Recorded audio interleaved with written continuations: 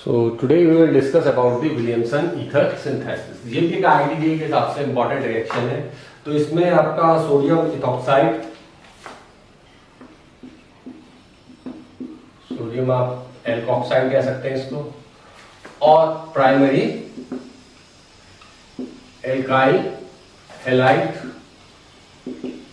या आपका सल्फोनेट, ठीक है, आपस में SN2 मैकेनिज्म से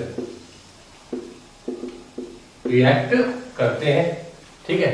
और SN2 मैकेनिज्म में ये आपका इधर अटैक करता है, ये लिविंग ग्रुप आपका निकल जाता है, ठीक है। तो ये आपको ध्यान रखना है कि इसमें SN2 मैकेनिज्म होती है और लिविंग ग्रुप आपके Cl, Br, आयोडीन या सल्फोनेट कुछ भी हो सकते हैं, ठीक है। इसका आप यूज सिंपल ईथर बनाने में भी कर सकते हैं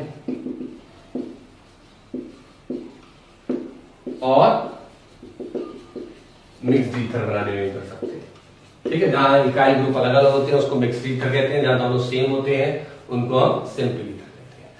आपके जो primary tertiary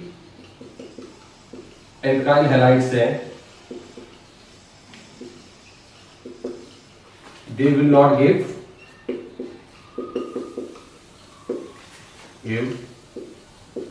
Williamson ether synthesis, ठीक है। वो बिल्कुल भी विलियमसन ईथर सिंथेसिस नहीं होते। और सेकेंडरी हैलाइड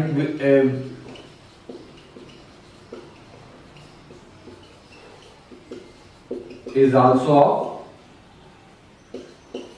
little use, ये भी जो है आपका बहुत थोड़े से ही यूज का होता है, ठीक है।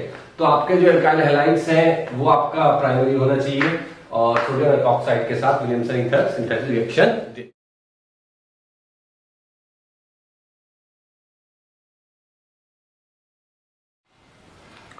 सो विलियमसन ईथर सिंथेसिस में आपके पास इथाइल टर्शी ब्यूटाइल ईथर है,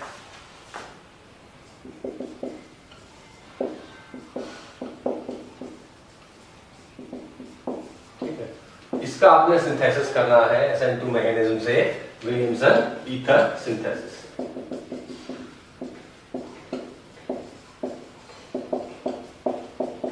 तो हमने इसके लिए दो मेथड्स ये बनाए, एक में एल्काइल हैलाइड को टर्शी बना दिया, इथॉक्साइड को प्राइमरी बना दिया, दूसरे में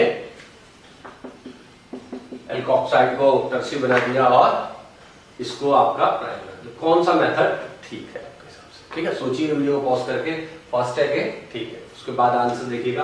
तो ये फर्स्ट मेथड आपका गलत है, ठीक है। क्यों?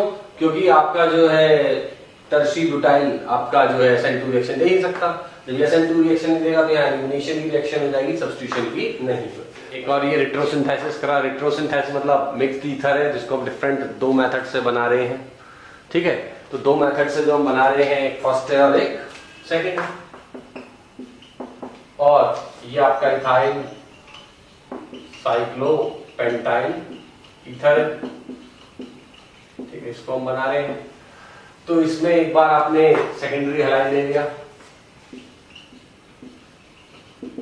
और एक बार प्राइमरी हैलाइड ले लिया। तो कौन सा मेथड बेस्ट रहेगा? तो this will not a good choice,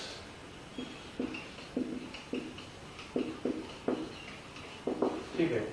क्योंकि मैंने भी आपको बताया था कि भाई जो सेकेंडरी हैलाइड है उससे भी यील्ड बहुत कम आती है, प्राइमरी हैलाइड जो है SN2 रिएक्शन के लिए बहुत अच्छा सबस्ट्रेट है, तो इसलिए second is a good choice और first is not a good choice. का रेट्रोसिंथेसिस का और एक केस है फिनाइल और ethyl phenyl ether.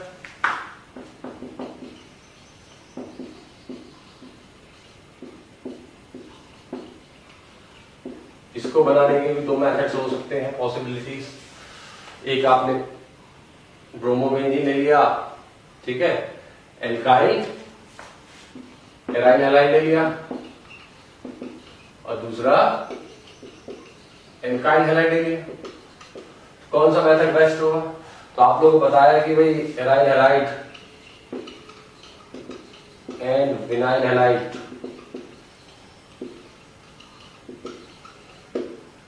does not give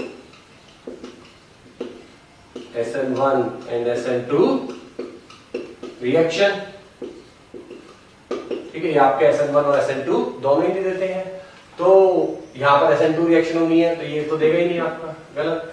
तो ये सेकंड ऑप्शन आपका करेक्ट है। Synthetic route of tertiary butyl di tertiary butyl ether from by Williamson ether synthesis, ठीक है। आप इस क्वेश्चन का वीडियो पॉज करके आंसर सोचिए, फिर देखिएगा।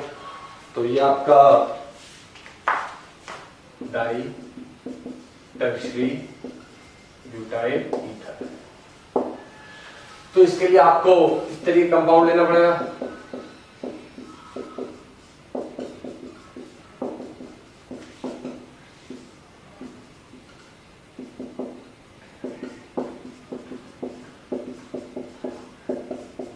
ठीक है ना, और this will not give SN2 reaction, ठीक है। तो यहां पर इसलिए आप इसको नहीं बना सकते, तो नो इज योर आंसर।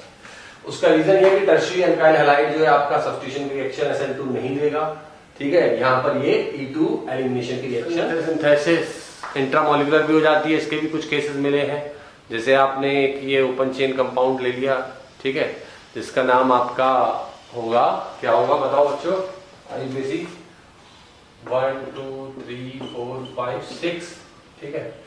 तो आपका हेक्सा और 6 ब्रोमो, ठीक है, हेक्सा हेक्सेन 1 और, ठीक है। इसको आप हीट करते हैं तो साइक्लिक कंपाउंड ईथर का एक बनता है, ठीक है। तो इंट्रामोलिकुलर, ठीक है। तो जैसे अब आपका ये है, यहाँ पर O नेगेटिव हट जाएगा, ये HBr निकल जाएगा, ईथर बन जाएगा आपका साइक्लिक, ठीक है। अब ठीक है, या दो पॉसिबिलिटी है,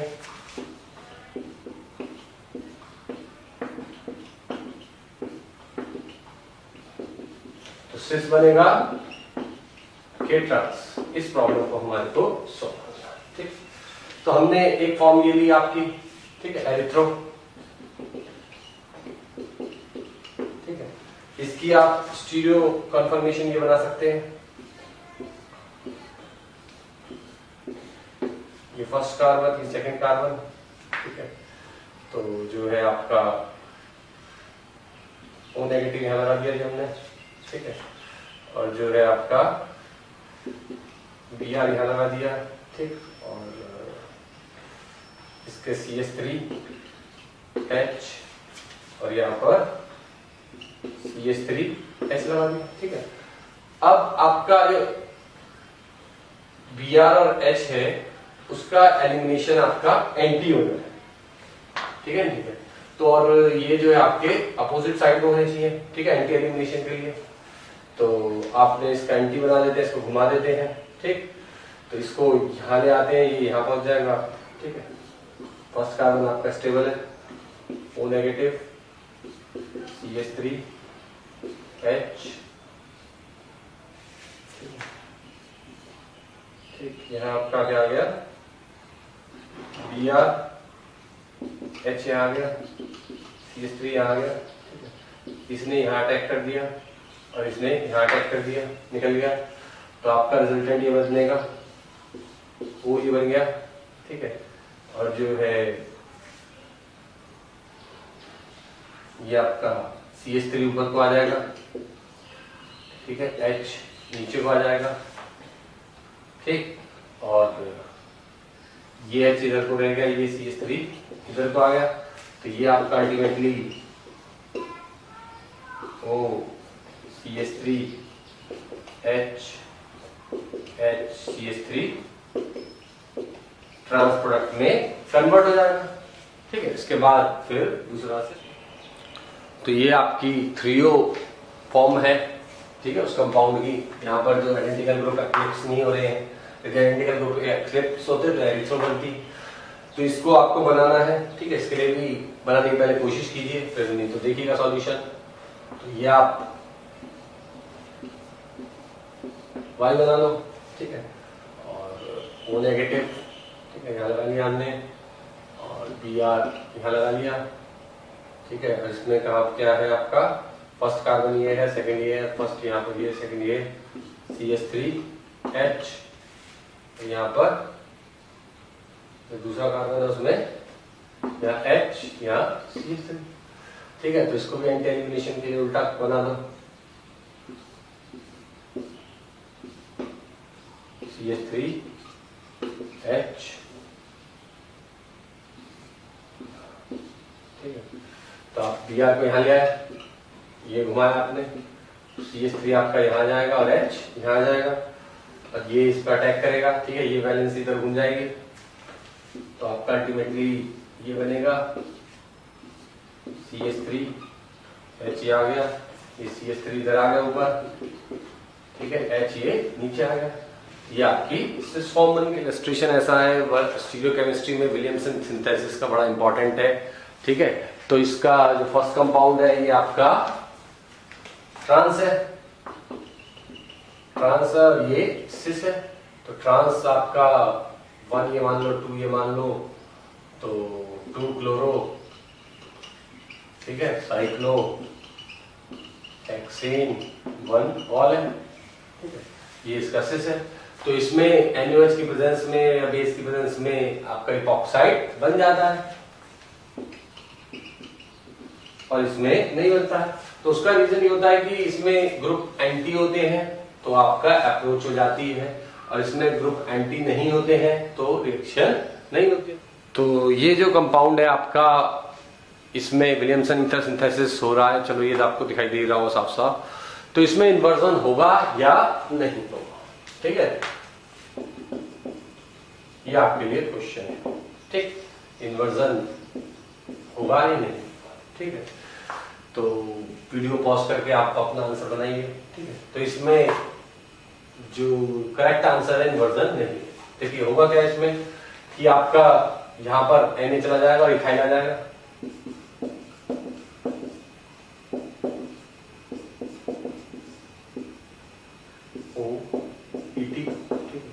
यहां पे प्रायोरिटी क्या है, 1 E2 E3। तो 1 2 3 कैसे घूम रहा है आपका एंटी क्लॉकवाइज।